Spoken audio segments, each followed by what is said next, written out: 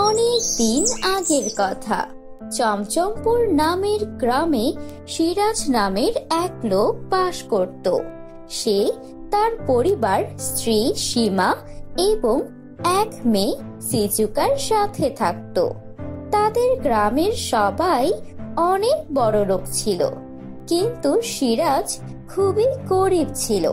সে তার মালিকের বাসায় কাজ করে যা টাকা পেত তা দিয়েই তার সংসার চালাতো, এবং টাকা কম থাকায় সে তার মেয়ের কোনো আবদার পূরণ করতে পারত না। এভাবেই দিন চলছিল। হঠাৎ একদিন সিরাজ অনেক অসুস্থ হয়ে যায় এবং তার স্ত্রীকে হাসপাতালে ভর্তি করায়। তখন হাসপাতালে ডাক্তার সীমাকে বলে, আপনি কি সিরাজ শাহের স্ত্রী? হ্যাঁ। কি হয়েছে আমার স্বামীর? সকাল অবধি ভালোই ছিলেন, এরপর হঠাৎ পেটে ব্যথা বলেই অজ্ঞান হয়ে গেলেন। আপনার স্বামীর কিডনিতে পাথর হয়েছে, তাকে খুব তাড়াতাড়ি অপারেশন করাতে হবে, আর এজন্য 2 লাখ টাকার প্রয়োজন। আপনি 2 লাখ টাকা কাউন্টারে জমা করিয়ে দিন, তাহলে আপনার স্বামীর চিকিৎসা শুরু হবে, আর নয়তো তার কোনো চিকিৎসা হবে না। এই কথা শুনে সীমা অনেক চিন্তায় পড়ে যায়।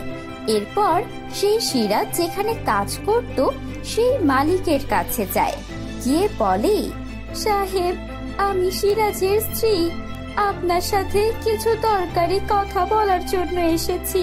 আরে হ্যাঁ, ও আজকে কাজে আসেনি কেন? উনি অনেক অসুস্থ হয়ে হাসপাতালে ভর্তি আছেন।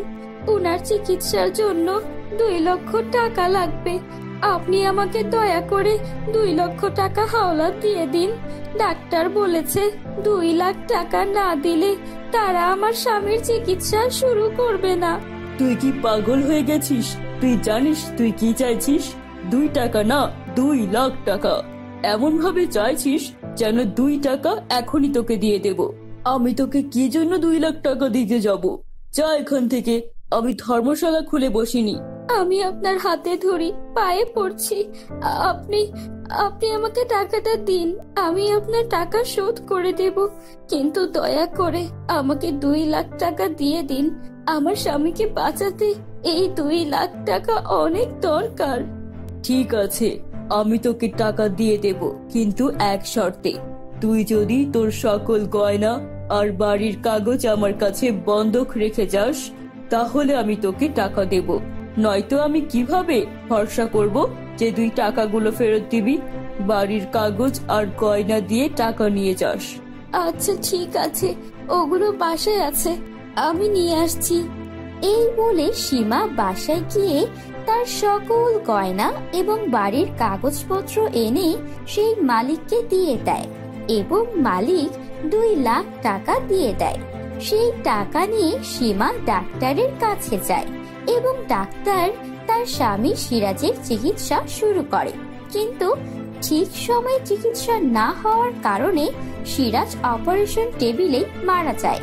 ডাক্তাররা এসে অত্যন্ত দুঃখের সাথে এই খবর সীমাকে জানায়। এরপর সীমা আর সিজুকা অনেক কাঁদে এবং তারা সিরাজের শেষ বিদায়ের ব্যবস্থা করে। এভাবে কিছুদিন চলে যায়। কিছুদিন পরে সিরাজের মালিক গুন্ডা নিয়ে সীমাদের বাড়িতে আসে, এসে বলে, অনেক দিন হয়ে গেছে, আমার টাকা ফেরত দেওয়ার কথা ছিল, কোথায় আমার টাকা? মালিক, আমার কাছে তো এখন কোনো টাকা নেই। কিছুদিন আগেই আমার স্বামী মারা গেছে। আমি এখন কিভাবে আপনাকে টাকা ফেরত দেব? আমাকে আর কিছুদিন সময় দিন, আমি কোনো একটা কাজ করে আপনার টাকা ফেরত দিয়ে দেব। একটু দয়া করুন। কথা অনুযায়ী তো টাকা ফেরত দেওয়ার কথা ছিল এই মাসের মধ্যেই। এখন টাকা ফেরত না দিলে এই বাড়ি থেকে বের হয়ে যা। দয়া করুন, আমি আমার এই ছোট মেয়েকে নিয়ে কোথায় যাব? মালিক সীমার কোনো কথা না শুনে তার গুন্ডা বাহিনী দিয়ে সীমা এবং সিজুকাকে বাড়ি থেকে বের করে দেয়। সীমা ও সিজুকা মন খারাপ করে হাঁটতে থাকে এবং হাঁটতে হাঁটতে গ্রামের জঙ্গলের কাছে চলে যায়। তারা যখন জঙ্গলের কাছাকাছি পৌঁছায় তখন সন্ধ্যা হয়ে যায়। সুজুকা তার মাকে বলে, মা, আমার অনেক ক্ষুধা পেয়েছে, আমাকে কিছু খেতে দাও। দেখছি মা, আশেপাশে কোথাও খাবার আছে কিনা। তুই ওই দিকটা দেখ, আমি এই দিকটা দেখছি, কিছু পাই কিনা। এই বলে তারা দুজন দুই দিকে খাবার খুঁজতে চলে যায়। শিজুকা যখন খাবার খুঁজতে ছিল তখন সে দেখতে পায় তার পাশে একটা পাখি আহত অবস্থায় পড়ে আছে। সেই পাখিটিকে আহত দেখে তার মনে অনেক মায়া হয় এবং সে সেই পাখির আঘাতে একটু ঘাস ও লতা পাতা নিয়ে মলম লাগিয়ে দেয়। কিছুক্ষণের মধ্যেই সেই পাখি সুস্থ হয়ে ওঠে এবং সেই পাখি একটা সুন্দর পরীতে রূপান্তরিত হয়। এটা দেখে শিজুকা অনেক অবাক হয়। তখন পরী বলে, ভয় পেও না, তুমি আমার জীবন বাঁচিয়েছো, তোমাকে অনেক ধন্যবাদ। আমার নাম সিনড্রেলা পরী, আমি তোমার ব্যাপারে সব কিছুই জানি। কিছুদিন আগে তোমার বাবা মারা গেছেন, এখন তুমি আর তোমার মা একা একা এখানে এসেছো। তোমার অনেক ক্ষুধা লেগেছে, তুমি চিন্তা করো না, আমি তোমাকে কিছু উপহার দিয়ে যাচ্ছি। এই নাও, এগুলো হচ্ছে আমার জুতো জোড়া। এগুলো কোনো সাধারণ জুতো না, এগুলো জাদুর জুতো। এই জুতোর কাছে তুমি যা চাইবে তাই পাবে। এই বলে সেই পরী সেখান থেকে অদৃশ্য হয়ে যায়। এরপর শিজুকা সেই সিনড্রেলার জাদুর জুতোকে বলে, ও সিনড্রেলার জাদুর জুতা, আমার থাকার মতো কোনো ঘর নেই, আমাকে একটা ঘর দাও। এই কথা বলার পরে জুতো জোড়া একটা বিশাল জুতার ঘরে পরিণত হয়ে যায় এবং সেখান থেকে দরজা জানালা বের হয়ে আসে। শিজুকা দরজা দিয়ে ভেতরে ঢুকে দেখে সেই ঘরের মধ্যে যাবতীয় প্রয়োজনীয় জিনিসপত্র ছিল। এটা দেখে শিজুকা অনেক খুশি হয় এবং সে দেখে সেখানে দামি দামি খাবার এবং কাপড় চোপড় খেলনা রাখা ছিল। শিজুকার অনেক ক্ষুধা পেয়েছিল, ও খাওয়া শুরু করে দেয়। এরপর খাওয়া শেষে খেলতে শুরু করে আর সে ভুলে যায় তার মায়ের কথা। খেলতে খেলতে হঠাৎ তার মনে পড়ে তার মায়ের কথা।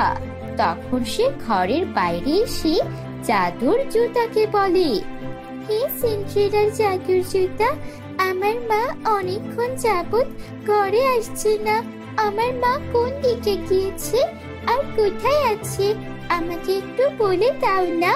তখন সেই জাদুর জুতা থেকে একটা আওয়াজ আসে, শিজুকা, তোমার মা পানি আনতে গিয়েছিল। সে এখন পূর্ব পাশে এক বট গাছের নিচে অজ্ঞান হয়ে পড়ে আছে। তুমি জলদি যাও, আর আমি তোমাকে একটা জাদুর দরজা দিচ্ছি। এই দরজা খুললেই তুমি তোমার মায়ের কাছে চলে যাবে। এই বলে সেই সিনড্রেলার জাদুর জুতো একটা বিশাল জাদুর দরজা তৈরি করে দরজা খুলে শিজুকা দেখতে পায় ওর মা বটগাছের নিচে অজ্ঞান হয়ে আছে। এরপর শিজুকা ওর মাকে পানি খাওয়ায় আর তাকে নিয়ে বাসায় চলে আসে। এরপর সে তার মাকে জাদুর পরী সিনড্রেলার কথা এবং সব কিছু খুলে বলে। তার মা এইসব শুনে অনেক খুশি হয়। এরপর থেকে যখনই তাদের কোনো জিনিসের দরকার পড়তো তারা সেই জাদুর সিনড্রেলার জুতার কাছে চেয়ে নিত। এভাবে সুখী শান্তিতে মা মেয়ে বসবাস করতে থাকে। তো বন্ধুরা, কেমন লাগলো তোমাদের আজকের গল্পটি? কমেন্ট করে জানাও আমাদের। আর যদি এমন গল্প রোজ দেখতে চাও আমাদের চ্যানেলটিকে সাবস্ক্রাইব করে ফেলো। দেখা হবে পরের কোনো জাদুর মজার গল্পে। সবাই ভালো থেকো, বাই বাই।